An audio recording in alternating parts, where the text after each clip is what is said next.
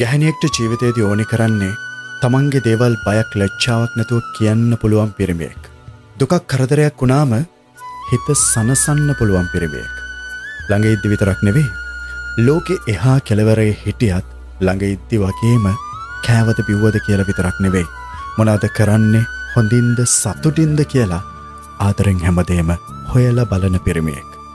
සම්බන්ධේ පටන් ගත්ත කාලෙදි වගේම මැරෙන තුරාවටත් එකම විදිහට තමන්ට වටිනාකමක් දෙන්න පුළුවන් පිරිමියෙක්.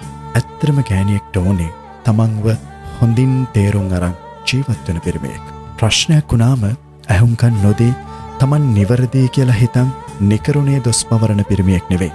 වරද්දක් කළා වුණත් ඇයි මැනික එහෙම කළේ? දැන් සේරම හරි. හැබැයි ආයෙ එහෙම කරන්න එපා කියලා ආදරෙන් හැමදේම කියලා දෙන පිරිමියෙක්. මොකද පිරිමි තරම් ගෑනු ශක්තිමත් නෑ. ගෑනු හරියට බොළඳයි.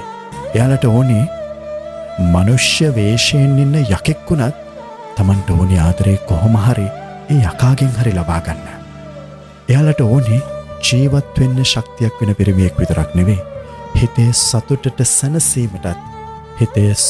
සැනසීමටත් ශක්තියක් වෙන පිරිමියෙක්. Facebook එකෙන් මේක උපුට ගත්තේ.